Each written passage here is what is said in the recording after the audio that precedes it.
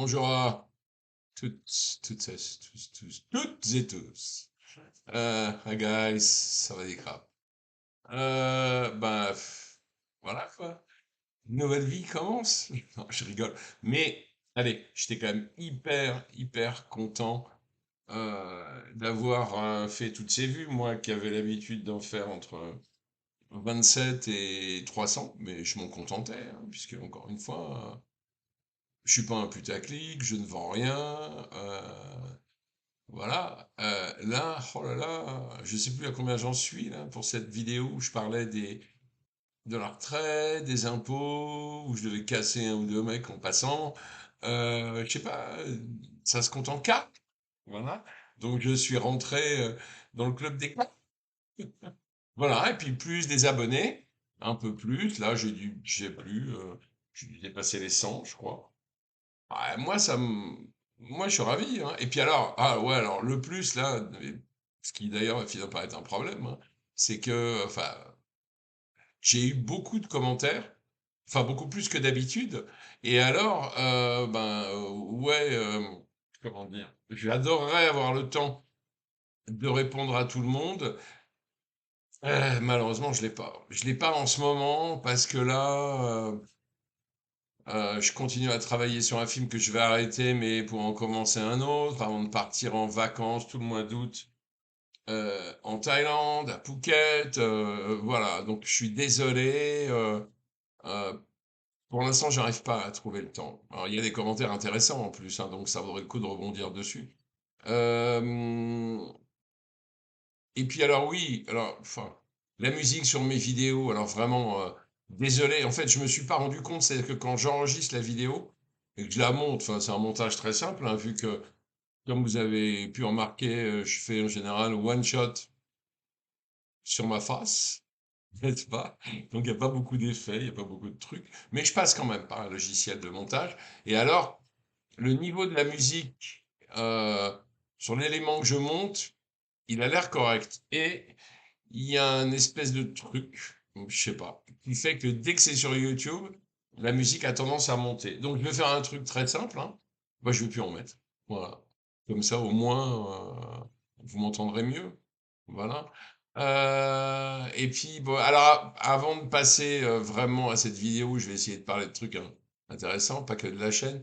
Dans les commentaires, il y en a juste un qui m'a un peu chagriné parce que je me suis fait traiter de menteur par quelqu'un qui se reconnaîtra, c'est pas la peine de le citer, qui me dit il faudrait que tu arrêtes de mentir. Alors, bon, alors tout ça est venu d'un un commentaire que j'ai dû faire sur élogieux, sur la chaîne de ce cher Sam Pataya, en disant que lui au moins il ne vendait rien. Alors, je persiste et je signe, hein. Ils vendent rien, ils vendent pas de formation, ils vendent pas de ça. Alors, certes, comme il m'est dit dans le commentaire, oui, il demande des dons et il a une sorte je sais pas comment appeler ça, de membership payant. Bah, j'appelle pas ça vendre quelque chose. Je veux dire, il a une chaîne, il essaie d'informer les gens, il a forcément des frais, donc il est un peu normal qu'il demande aux gens qui regardent et qui apprécient de participer à l'existence de sa chaîne, voilà.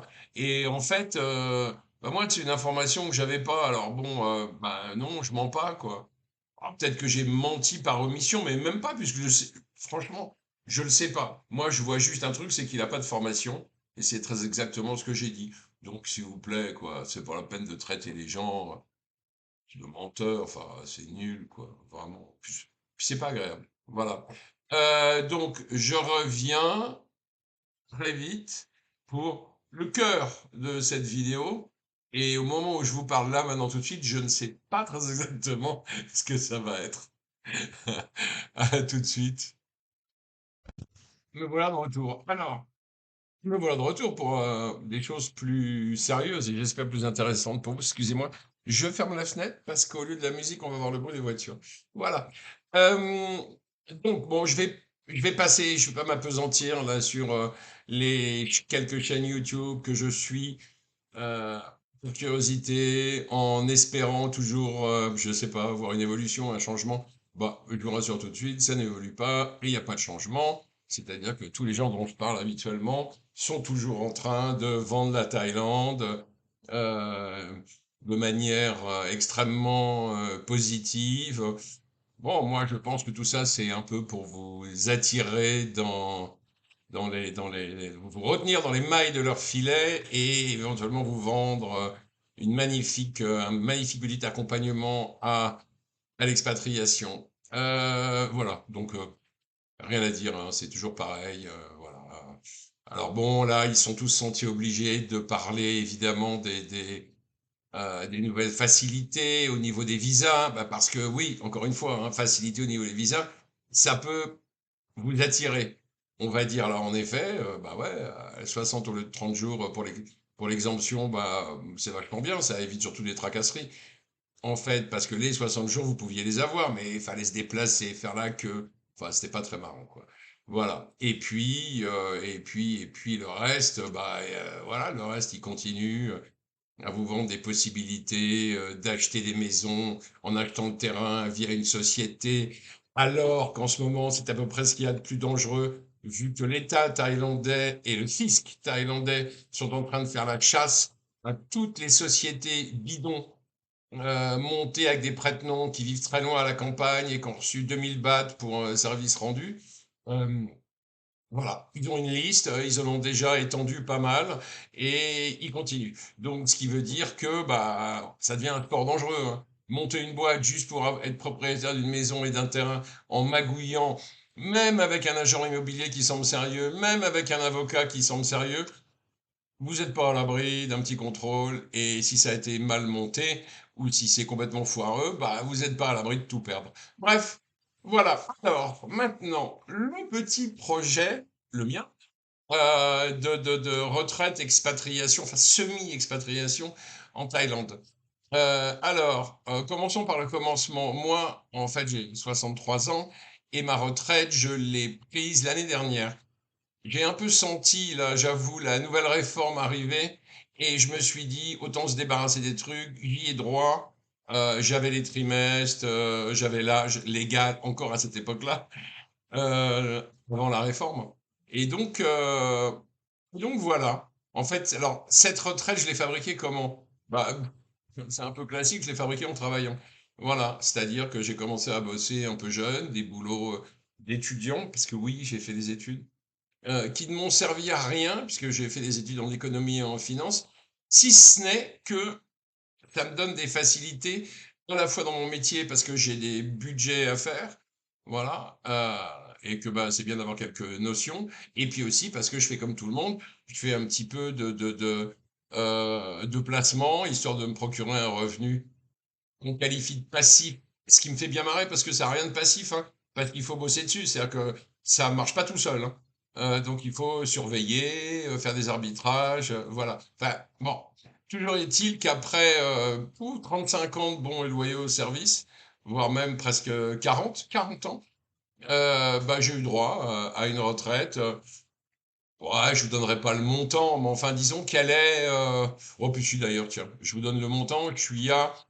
euh, 3 300 € net, c'est-à-dire net d'impôt. Une fois que j'ai tout payé, il reste dans ma poche à dépenser 3 300 € par mois. Donc, pour un mec qui a été intermittent, qui a jamais travaillé à plein temps de sa vie, euh, voilà, qui a travaillé maximum, je sais pas, 8 mois, 8 mois par an, pas plus. Même si là, dernièrement, ça s'est un peu accéléré, bah, disons que c'est bien. Voilà, c'est bien. En plus, bon, j'avais eu droit au fameux abattement de 10% au début, là, solidarité. Et puis, en fait, ils l'ont supprimé cette année. Donc, voilà, c'est bien. Moi, j'ai pas besoin de plus. Je suis pas richissime, mais ça me va bien. Alors ensuite, donc, grâce à cette retraite, alors oui, je précise, je continue à travailler à côté euh, parce que je sais que je vais devoir changer de train de vie, mais je le fais doucement. Donc, bah, je continue à bosser pour avoir un petit complément de revenus. Et puis, quand j'en aurai marre, c'est-à-dire dans 2 3 ans, il est possible que j'arrête complètement. Bon, je fais pas un métier très contraignant. Je fais un métier qui n'est pas dur physiquement, Voilà, bon, je bosse sur des films, je suis chef décorateur, production designer, comme disent les anglo-saxons. Et c'est vrai que, bon, ça va. Physiquement, je me dépense pas énormément. Voilà, donc je reste en forme. Donc après, ben, alors après, évidemment, euh, moi, le projet de la Thaïlande, il vient d'un truc très simple. C'est que j'y ai été en vacances, hein, en mode vacances un peu, euh, un peu déconnante. Mais voilà, mais j'y étais aussi, c'était très agréable, avec mon fils, 2 fois, en mode plus familial, on va dire. Et puis, j'ai eu la chance inouïe d'aller travailler presque un an à Bangkok sur une série que vous avez peut-être vue, qui s'appelle Le Serpent. J'avais d'ailleurs à cet égard fait une petite vidéo avec l'ami Sabri Tai, voilà, à l'époque où il faisait des vidéos intéressantes. Oh, je l'ai dit, merde. Bref, voilà. Et évidemment, euh, pendant cette année passée à Bangkok, à bosser avec que des Thaïlandais et tout, bah, c'est un peu, je vais reprendre la phrase de Very Bad Trip numéro 2, qui se passe à Bangkok, et ben Bangkok m'a pris, enfin la Thaïlande m'a pris, quoi. Et j'ai senti ben, un attachement, un lien spécifique à ce pays, et ça a commencé à me manquer dès que je suis rentré en France. Donc je me suis dit, très bien, ne luttons pas, prévoyons d'aller y passer du temps dès qu'on peut. Voilà. Et comme je continuais à travailler à côté, du coup, je fais plutôt des séjours de 2 mois, un mois, voilà, mais j'en fais plusieurs par an. Par contre, ce qui coûte d'ailleurs de l'argent parce qu'à chaque fois, faut prendre l'avion et c'est peu dire que les billets sont chers. Donc voilà. Alors, au début, bon, j'ai beaucoup bougé quand j'ai fait le Serpent, donc il y a des tas d'endroits que je connais. Et c'est vrai que euh, j'ai essayé de cocher un peu les endroits où j'aurais envie de passer plus de temps et vraiment, ce que je fais d'ailleurs quand j'y vais de moi, hein, et de m'installer un peu, voilà. Euh, alors, le nord, j'y ai pas été parce que pour une raison très bête, hein, c'est que j'ai besoin de la mer et qu'à Chiang Mai, c'est un peu loin. Voilà. J'ai passé beaucoup de temps à Bangkok et très honnêtement, ça a fini par me gaver parce que trop grand, trop pollué, trop bruyant. Pff, voilà quoi. Moi, je m'intéresse pas beaucoup au 7-Eleven, même si j'y vais. Et je m'intéresse pas beaucoup au mall non plus, même si j'y vais parfois. Moi, j'aime voir la mer, la nature, être sur des petites routes. Je sais que le métro est propre, mais honnêtement, je le prends pas à Bangkok. Et Phuket, il n'y en a pas, donc tout va bien. Voilà. Donc du coup, comme j'allais beaucoup à Phuket, et ben, ayant fait une croix très rapide sur Pattaya au bout de 2 jours, parce que bah voilà, hein, je vais pas rentrer dans les détails, mais ça me plaît pas, je trouve ça moche, je sais pas, un peu mal fréquenté, même si en effet, je suis sûr qu'il y a des quartiers qui sont sympas. Et là, il y a pas de problème. Mais moi, en tout cas, ça me convient pas. Hua Hin, que je trouve très joli, j'ai un peu l'impression d'être dans un EHPAD au bord de la mer, quoi. C'est-à-dire que bah, ouais, c'est quand même très calme, voilà, c'est un peu ennuyeux, bref. Koh Samui, j'y ai pas mis les pieds. Je dirais un jour, hein, mais j'y ai pas mis les pieds parce que bah, j'ai l'impression que c'est un nid de français, quoi, et que moi, je vais pas. Bon, j'ai pas la nostalgie du saucisson, de la baguette et du camembert, donc. Voilà, j'ai pas besoin d'être avec des Français, j'ai pas envie, même si j'ai des potes français, hein, mais quelques-uns et choisis de manière très spécifique. Donc, mon choix s'est porté sur Phuket. Voilà, alors pourquoi Phuket? Bah, c'est simple, hein, c'est une île, il y a la mer, euh, et à part Patong, qui est un peu l'épine dans la chaussure, là, je sais pas comment on dit, bah, à part Patong, c'est une île magnifique, il y a des tas d'endroits, il y a des endroits quasi déserts, enfin bref, voilà, et ça a l'avantage aussi, il y a une ville, euh, qui est donc Phuket Town, voilà, et puis il y a un aéroport vraiment international, celui-là, c'est-à-dire que enfin, voilà, on peut aller à Paris, revenir, tout ça en prenant des vols depuis Phuket, en passant par ce que vous voulez, enfin bon, en prenant Qatar, en prenant Emirates, voilà, pas besoin de rentrer à Bangkok. Et alors, juste pour reparler de Bangkok un peu, ce qui est très agréable quand on est à Phuket, c'est de faire ce que j'appelle des raids.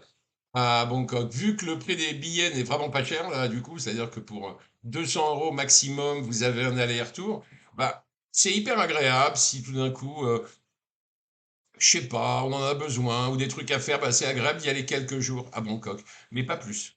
Voilà, pas plus. Alors, Phuket est devenu un peu la destination de mon choix pour l'avenir. Voilà, après attention, hein, je peux changer. Alors, le projet à Phuket, en fait, euh, il est assez simple, c'est-à-dire que je voudrais y rester. Moi, je vais me partager entre la France et la Thaïlande, parce que je vais être très honnête, la Thaïlande, au bout d'un certain temps, ça me lasse un peu, et la France me manque. Quand je dis la France me manque, ça veut dire les saisons me manquent, même si je sais que notre beau pays traverse une période qui est loin d'être facile. Moi, je déteste pas la France. C'est mon pays, c'est ma culture. Voilà, j'y suis attaché et je sais que, bah voilà, si je reste longtemps, je vais dire 3, 4 mois en Thaïlande, à Phuket, bah, j'aurai envie de rentrer et je serai content. Après, je vais organiser ça un peu en fonction des saisons, c'est-à-dire que dès que j'aurai le choix, parce que je bosserai plus, bah, c'est vrai que si je pouvais passer, on va dire, allez, novembre, décembre, janvier, février en Thaïlande et revenir vers mars par là en France, ça serait cool. Et puis peut-être repartir un peu. Voilà, alors, bon, comme il y a toutes ces histoires avec les impôts et tout ça, moi, de toute façon, je suis résident fiscal français et j'ai pas vraiment l'intention de devenir résident fiscal thaïlandais. Je trouve pas les tranches, en tout cas les tranches d'imposition qui me concernent, beaucoup moins chères qu'en France. Et puis voilà, il y a toute cette histoire là sur une éventuelle double imposition. Enfin bon, c'est pas fait, il faut attendre de voir comment ça évolue, mais disons que moi ça me tente pas beaucoup. Bah voilà, donc j'ai prévu de faire dans un premier temps 6 mois, 6 mois, et puis on verra après. Voilà, le temps passe vite, mais pas si vite que ça finalement. Donc, bah, j'ai le temps de voir combien de temps j'ai envie de rester. Mais c'est vrai que maintenant, je vais passer à des gros blocs, c'est-à-dire 4 mois. Voilà, donc vous allez me dire visa. Bon, visa, il y a le choix, hein, voilà, moi j'ai droit évidemment au visa retraite, qui est pas très compliqué à avoir. Et en plus, moi j'ai une retraite suffisamment importante pour pas avoir à déposer de sous à la banque. Donc voilà, et puis rester en dessous du radar, là, en dessous du seuil de 6 mois, enfin de 180 jours. Parce qu'attention, hein, enfin bon, pour les visas, pour tout ça, ils parlent en jours, ils parlent pas en mois. C'est-à-dire que quand vous avez un visa de 30 jours, si vous êtes sur un mois de 31, eh ben, vous risquez d'être une journée en overstay si vous voulez rester tout le mois. Bon, une journée en overstay, c'est pas dramatique, hein. Alors, normalement, il vous arrivera rien. Mais enfin, voilà. Donc, voilà le projet. Enfin, on va dire la première étape du projet, c'est diminuer le boulot, aller passer des séjours en Thaïlande plus longs, principalement à Phuket, avec évidemment des petites balades à Bangkok, à Chiang Mai, à droite à gauche. Euh, voilà. Et puis, bah, voir comment ça se passe. Et puis, voir si j'ai encore des raisons de revenir en France, ou si il faut que vraiment que je passe à autre chose, quoi. Mais, enfin, un autre stage de mon temps. Alors ensuite, à Phuket, alors, pour parler du logement, parce que le reste, c'est pas la peine. Le reste, chacun fait comme il veut. Chacun dépense son argent comme il veut. Il y en a, c'est les bars, c'est les filles, ça coûte une fortune. Il y en a, comme moi, c'est une vie un peu plus simple. Je vais à la plage, je mange, j'ai deux, trois potes. Voilà. Attention, hein. Je ne m'interdis pas les bars et les filles, mais voilà. Sachez que ça peut coûter très cher. Donc, il faut quand même faire un peu en fonction de son but. Le logement, ben, en fait, pour l'instant, comme je veux garder ma liberté, je n'ai pas l'intention d'acheter quelque chose où je vivrai. Contre, sur les conseils d'un ami qui est agent immobilier là-bas, que je vais voir d'ailleurs là au mois d'août, on va commencer à peaufiner un peu et à préciser le projet. J'aimerais acheter un petit condo bien placé où je n'habiterai pas, donc je sais pas, à Patong, à Kamala, enfin bon. On verra quelle est la meilleure zone pour être sûr de pouvoir le louer, puisque mon intention, c'est de faire du rendement locatif. Et je pense que je devrais pouvoir réussir à faire du 6-7% net par an. Voilà, à peu près. À peu près. Donc c'est pas mal. Je veux dire, c'est un bon rapport. Et puis, ben, vous touchez vos loyers. Et puis, à côté, l'appartement est toujours là. Il prend de la valeur. Et à la revente, on peut éventuellement faire une petite plus-value. C'est pas toujours le cas, hein. Ça dépend vachement du bien, de l'endroit où il est. Mais bon, disons que voilà, Patong, par exemple, il y a beaucoup de demandes. C'est pas mal. Et en plus, là, il faut le faire vite parce qu'avec les Russes, les prix ont sérieusement augmenté. Et donc, voilà, donc moi, je cherche un bien, on va dire, entre 120 et 150 000 euros. Un petit truc voilà, dans un condo, évidemment, puisque bah, c'est le seul moyen de sécuriser, je dirais, sa qualité de propriétaire. Puisqu'encore une fois, une villa, le terrain, même si vous magouillez avec une société, bah, tout peut arriver. Donc, moi, au moins, le condo, c'est propre, je suis vraiment propriétaire, je peux faire hériter mes enfants si j'en ai envie. Voilà. Donc ça, bah, ouais, ça c'est un peu le projet. Et puis après, pour habiter, bah, moi j'aime bien ma liberté, donc j'aime bien changer. C'est pour ça que je veux pas habiter dans un truc que j'ai acheté, parce que ben voilà, moi je préfère louer, changer d'endroit, même sur Phuket, hein, il y a beaucoup d'endroits différents et beaucoup de avec des ambiances différentes. Bah, Patong, c'est pas Hawaï. Hawaï, voilà, c'est beaucoup plus calme. Mais à Patong, il y a bon, un peu tout ce qu'on connaît. Après, il y a les options Kamala, Surin, Bang Tao, des endroits qui sont à la fois pas trop loin de Patong, mais beaucoup plus calmes. Bon, l'idéal à Phuket, c'est évidemment d'avoir une voiture, enfin, bon, ou un scoot. Moi, le scoot, je trouve ça trop dangereux. J'avoue que je suis un peu traumatisé là depuis un accident que j'ai eu il y a 2 ans à Paris et qui m'a ruiné le dos et l'épaule, que je commence à peine à récupérer. 2 ans, quand même. À mon âge, c'est peut-être normal. Mais, mais bon, voilà. Donc, écoutez, disons que sur cette base-là, donc voilà, comme ça, vous avez un peu compris mon organisation et mon projet. N'hésitez pas à me laisser des commentaires si vous avez envie et si vous voulez que j'aborde euh, des parties plus spécifiques, parce que bon, là, je peux pas vous donner tous les détails en un coup, mais honnêtement, j'ai beaucoup travaillé, beaucoup préparé, donc il y a pas mal de trucs que je connais quand même bien. Voilà, tout ce qui est, je sais pas, visa, impôts, immobilier, blablabla. Ouais, bon, même si vous voulez, je sais, si vous voulez des infos pratiques sur, je sais pas, ouais, sur les bars, etc., je peux vous les donner aussi. Il n'y a pas de problème. Voilà. Donc, écoutez, bah, merci beaucoup. Continuez à regarder parce que vraiment, ça me fait hyper plaisir de faire toutes ces vues. Abonnez-vous, n'hésitez pas et surtout commentez, commentez, commentez. Et je vais vraiment essayer de m'organiser pour trouver le temps et voilà, et pour répondre. Et là, pour l'instant, j'attends mon taxi parce que je pars travailler 2 semaines à Madrid, en Espagne. Je vous embrasse, portez-vous bien et à la prochaine vidéo. Salut!